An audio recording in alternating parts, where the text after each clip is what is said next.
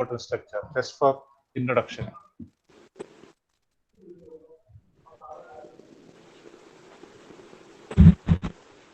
So coming to the tumors, the parotid gland is the most common site for tumors in the salivary gland. Whereas in the submandibular salivary gland, there is stone formation. That is sialadenitis. Is more common. The most commonly the tumor is in the superficial lobe of the parotid gland. That is up to the 80 to 90% of the tumor is in the superficial lobe. The tumor will be usually slowly growing. You will get a long history. It's a painless asymptomatic swelling in front of the ear, sometimes extend to the upper part of the neck, and the surface will be bossulated, and the skin will be stretched, and the classically the ear lobule will be little elevated. If there is a cheek swelling, then you must suspect that this swelling is arising from the accessory lobe. When the tumor is or the swelling is arising, the neoplasm is arising from the deep lobe. The patient may be presenting with difficulty in swallowing as a parapharyngeal mass, or they will be having snoring. There's a diffuse firm swelling in the soft palate or in the tonsil.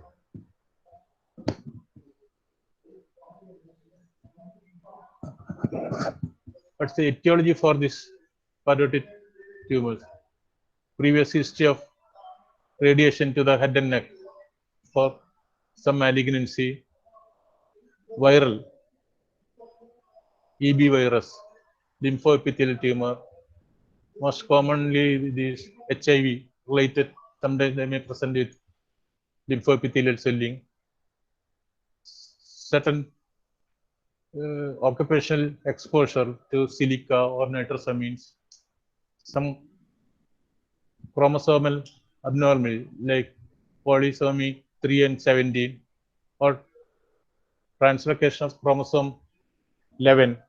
These are all some etiological flavor. But most of the time there will not be any etiology present there. How will you classify? The simple classification for parotid tumors is either it's a benign tumor or malignant. The malignant, the most common tumor arising in the parotid gland is benign. Pleomorphic adenoma, that is the most common type of 80 to 90% of the swelling is pleomorphic adenoma. And the malignant swelling commonest one is mucoepidermoid carcinoma. The malignancy can be either a low grade, that is slow growing, without involvement of any facial nerve or deeper structures. Sometimes you will not be able to distinguish from a benign swelling. Or it may be a high grade malignancy. High grade malignancy should be rapidly growing, a painless swelling with infiltration to the nerve, and the cervical lymph node metastasis may be present there. Adenoid cystic carcinoma is a very highly malignant swelling in the parotid gland. This is the simplest form of classification of parotid swelling. This usually asks for your theory examination, classification of parotid swelling. Tumors of parotid. This you should learn by heart. The type can be an adenoma. This adenoma can be either pleomorphic adenoma or monomorphic adenoma. The pleomorphic adenoma, I told you, this is the commonest variety, constitute about 80 to 90% of the swelling. Pleomorphic adenoma. The word itself, this contains all the types of tissue: epithelial tissue, connective tissue, all tissue, pleomorphic, varying consistency. And monomorphic adenoma. The other name for monomorphic adenoma is Warthin's tumor. Warthin's tumor. Warthin's tumor usually occur in the lower part of the neck, appear like a cystic swelling or adenolymphoma. Sometimes instead of Warthin's tumor, the question paper you will be seeing adenolymphoma. So you should be familiar with this term, adenolymphoma. So these are the benign adenomas or carcinomas. Carcinoma can be low grade or high grade. Low grade is clinically it will be most of the time it will be difficult to distinguish from a benign cell. They are acidic cell carcinoma, adenoid cystic carcinoma, or low grade mucoepidermoid carcinoma. High grade adenocarcinoma, squamous cell carcinoma, or high grade mucoepidermoid carcinoma. And there will be some non-epithelial swellings. They are hemangioma or lymphangiomas. I told you the parotid gland contains plenty of lymph nodes. So lymphomas, other type of cell.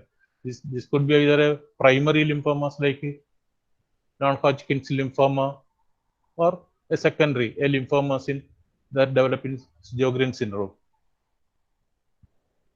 And there will be secondary tumors can be present as a parotid cell, secondaries from distant areas, from the either a local swelling like tumors of the head and neck, or distant metastasis from skin, most commonly from carcinoma bronchus, certain unclassified tumors, or certain tumor-like lesions like sodden lesions, that is benign lymphoepithelial lesion, adenomatoid hyperplasia, cystic lesions, salivary gland cysts. So these are all the different varieties. So classification of the parotid swelling. This you must learn by heart. Coming to separately some important swellings, most common, pleomorphic adenoma, and usually or arising from the superficial lobe. So whenever you are seeing a parotid swelling or a long-standing swelling there, asymptomatic swelling, even with a huge size, you must, without any symptom, you must suspect that it's a pleomorphic adenoma. The bossulated surface skin will be stretched. Sometimes the skin may be ulcerated, or there can be the earlobe will be slightly elevated. It will be a mixed tumor. The epithelial tissue and mesenchymal tissue components will be there, which is well encapsulated in the deep cervical fascia. And there will be pseudopodia surrounding into the glands. So enucleation is not possible. If multicentric, the tumor can be recurrence. Even after during surgery, if you are leaving behind some, there can be a recurrence can be occur. Being a benign condition, facial nerve will be intact. It's already mentioned painless swelling, more common in women, and the complication is it can change to malignancy. Long-standing swelling, the pleomorphic adenoma can go for malignancy rarely. Whenever there are pain, when the swelling develops pain, long-standing swelling develops pain, and there is features of facial nerve involvement, then you must suspect that there is a malignant change. The treatment of pleomorphic adenoma is superficial parotidectomy. Superficial parotidectomy means you are removing the superficial lobe with a cuff of normal tissue, because if there is a remnant tissue, the pseudopodia, like enucleation is done, some amount of tissue will be retained there, that there's a chance for recurrence. Warthin's tumor is the next common swelling. It's a benign thing. Clinically, it will be in the lower part of the neck. Sometimes it mimics like a lipoma.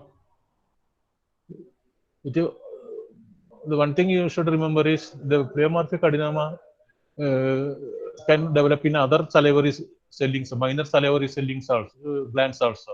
But Warthin's tumor develop only in parotid gland.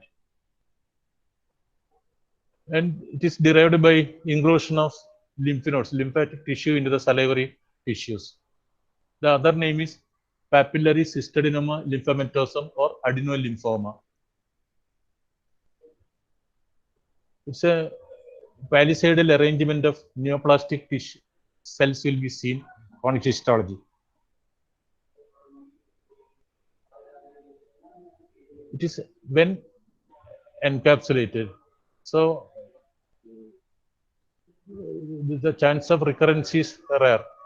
It will be never malignant. And in 10% cases can be bilateral. The radioisotope scan, that is technetium 99 per second scan, a hot spot can be detected. This is specific for Warthin's tumor. Here also the treatment is superficial parotidectomy. So benign condition, superficial parotid, not the superficial, superficial parotidectomy. That means the superficial lobe is removed, including some amount of surrounding a cuff of normal salivary glands. Coming to common malignant swellings, mucoepidermal carcinoma is the most common type parotid. It is blamed that radiation may be the possible cause. There can be a mixture of squamous cells, mucus secreting cells, intermediate cells, clear or hydrophobic cells. Being low grade, the treatment is superficial parotidectomy is sufficient or total parotidectomy. If there is a high grade, total parotidectomy plus radical neck dissection is mandatory. If there is clinically lymph nodes or cytologically lymph node is involved or proved.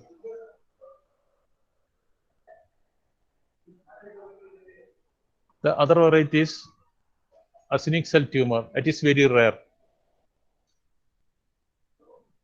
Adenoid cystic carcinoma is the second most common malignant tumor of the parotid gland. And this is more common in submandibular and sublingual minor salivary glands. So the cell is arranged in the cribriform pattern, right? Or in microscopy there will be cis cheese appearance. The facial nerve, mandibular nerve or maxillary nerve may be involved. There is a perineural spread for this tumor. It's highly malignant. And skip lesions along the nerve because of the perineural spread. And it may spread along the Haversian canal of the bone. So pain and facial palsy will be associated with this swelling because of the perineural spread. It is notorious for this adenoid cystic carcinoma, perineural spread and pain and facial palsy. And distant metastasis. Being high grade, distant metastasis will be there, even to the lung, there can be metastasis, adenoid cystic carcinoma. So after treatment for this patient, radiotherapy or chemotherapy may have to be needed. What are the investigation for a parotid swelling? The most common is ultrasonography. When you suspect there is some other differential diagnosis, when you may suspect that there is a lymph node swelling, because one differential, what are the differential diagnosis in parotid swelling? Lymph node swelling or secondary from other region or vascular malformation or neurofibroma. These are all the differential diagnosis. So you can have a radiological investigation, USG, when in doubt. And FNAC can be done in parotid swelling. FNAC, that will give the cytology. Open site biopsy is contraindicated because that will break the skin barrier. MRI can detect the perineural spread and intracranial extension. I told you treatment is mainly surgical, benign condition or low-grade malignancy, superficial parotidectomy. Or When both lobes are involved, total paroidectomy is done. When there's a clear-cut involvement of the facial nerve is involved, radical paroidectomy is done in high-grade malignancy. Radical paroidectomy. That is, in radical paroidectomy, the entire parotid gland is removed with elective resection of the facial nerve at the trunk level, and masseter muscle is removed, and there is lymph node involvement. Neck dissection also done. Before doing neck dissection, cytologically you have to prove that by FNAC the lymph node is involved. That is a radical paroidectomy for high grade malignancy. The incision for paroidectomy is a incision starting from the lower border of the zygoma vertically downwards in front of the ear and curved to the back towards the mastoid process, and it is turned towards the neck. This is called lacy S incision. You can see this lacy incision. You can see lacy incision. The name of the incision is lacy S incision. The skin flap is raised. If I told you that this gland, the most important structure in this gland is facial nerve. If facial nerve is not there, the surgery for the parotid gland is very easy. So the most important problem is damage to the facial nerve. So you have to preserve the facial nerve. After the skin flap is raised, you have to identify the facial nerve to protect the facial nerve.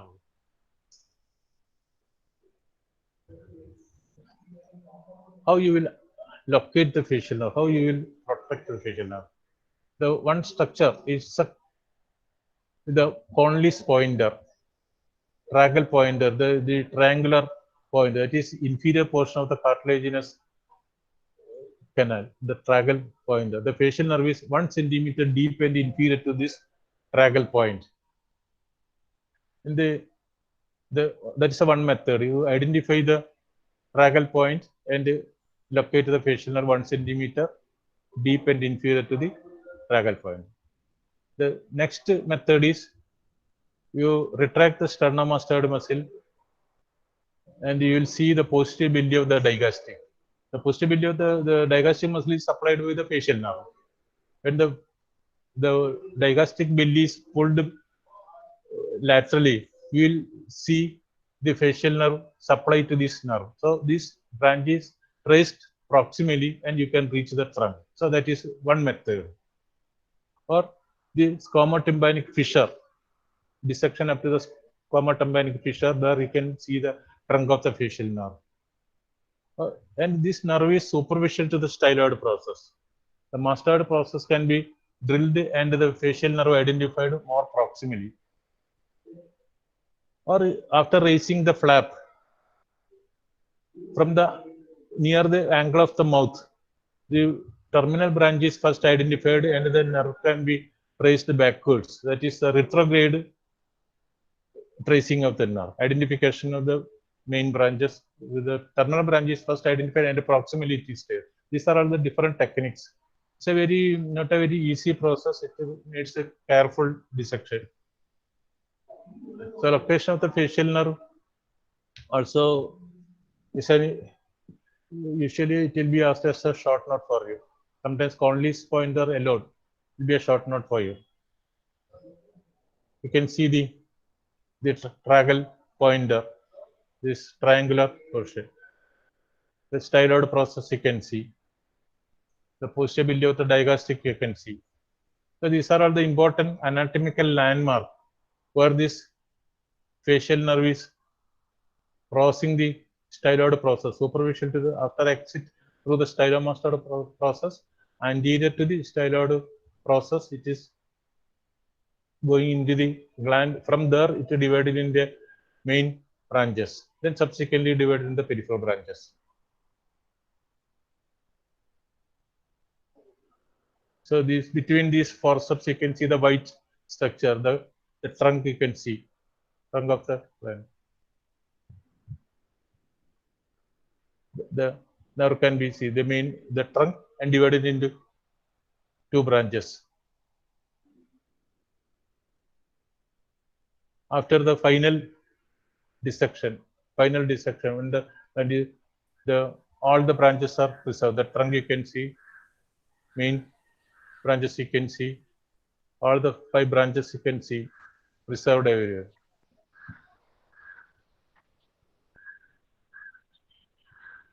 When the deep lobe is involved, that tumor can be enucleate, deep lobe. After closure, the incision will be closed. The final scar will be like this.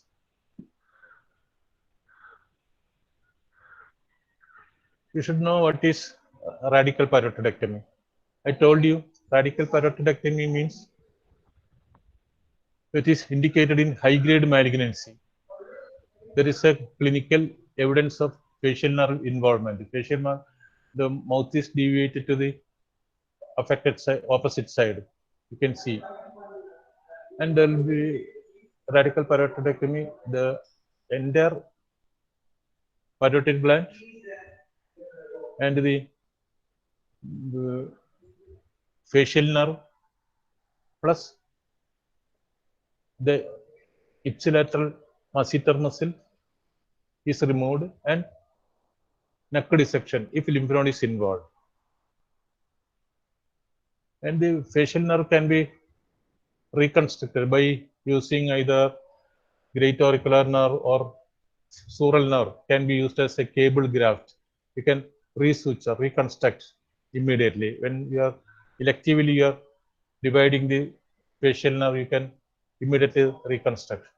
So radical parotidectomy. This is also a short note. Radical parotidectomy. Indication: what are the structures removed and reconstruction with the facial nerve. That is radical parotidectomy. This also you should know.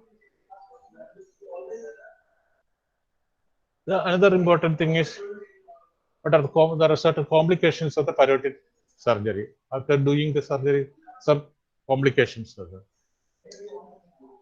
One is hematoma formation, because you cannot use cautery discriminately in this region, and the hemostasis, attainment of the hemostasis is very difficult. Highly vascular structure, so hematoma formation.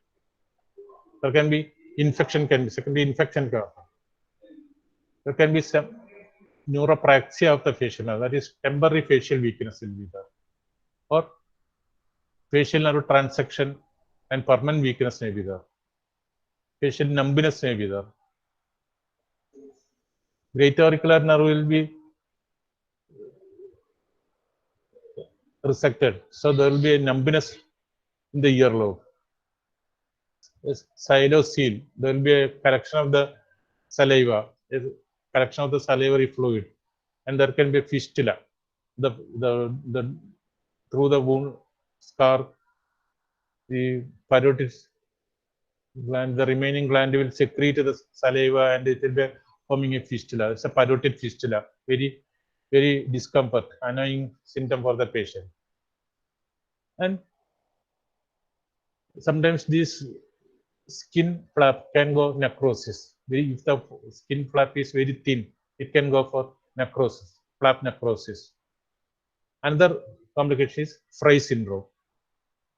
So these are all the complications of parotid surgery: hematoma formation, infection, facial nerve weakness, either temporary or permanent, facial numbness behind the earlobe due to great auricular nerve injury, xyloscele and parotid fistula, and Frey syndrome. This is a short note. These complications of the parotid. Sometimes Frey syndrome alone will be asked as a short note. What is Frey syndrome? It is called gustatory sweating and erythema. When this patient after surgery is seeing food or when he is eating, there will be redness over the skin on the affected side, redness, and there will be sweating will be seen. It's called a gustatory sweating. Due to the damage of auriculotemporal nerve. And there will be aberrant cross innervation between the secretomotor parasympathetic fibers of parotid gland and sympathetic fibers supplying the sweat gland. So whenever the individual is seeing the food, there will be secretion. Secretion will be there, and there will be erythema of the skin, and sweating will be there. If you apply iodine there and sprinkle starch, it will turn blue. That is called starch iodine test. That is the diagnostic of Frey syndrome. Frey syndrome. How will you treat the symptomatic treatment for Frey syndrome? Is symptomatic treatment is apply local application of some antiperspirant or aluminum hydroxide application or botulinum injection, Botox injection, or tympanic neurectomy in severe cases, or unresponsive tympanic neurectomy. These are all the different types of treatment for Frey syndrome. How to prevent Frey syndrome? One is you must interpose some, because there is the secretomotor fiber is connecting or regrowing to the skin. That is why. So interpose something between the operative bed and the skin.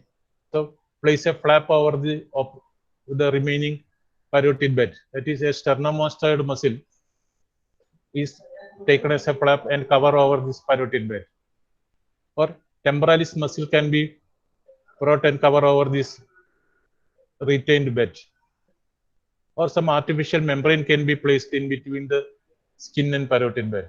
So that can be prevented. Frey syndrome can be prevented by using either a sternomastoid muscle flap, temporalis muscle flap, or insertion of the nerve. So Frey syndrome is a most frequently asked question for short note for university examination. So you must know the Frey syndrome. So these are all the complications. And I have included all the important things only parotid only I have in parotid swelling only because of the exam point of view. So you read thoroughly during this time. Anyway, you are sitting home, make a note by yourself all the important things, the classification, pleomorphic adenoma, Warthin's tumor, how to locate, what is the incision for parotid surgery, different surgery, superficial parotidectomy, radical parotidectomy, complications of parotidectomy, and Frey syndrome separately. Either if there is a clinical case, parotid case comes during the examination, invariably it will be kept for the examination. Invariably, no doubt. So any swelling in front of the ear, the first diagnosis must be parotid swelling. So you should be able to make a clinical diagnosis, and you should know all these things. And hope that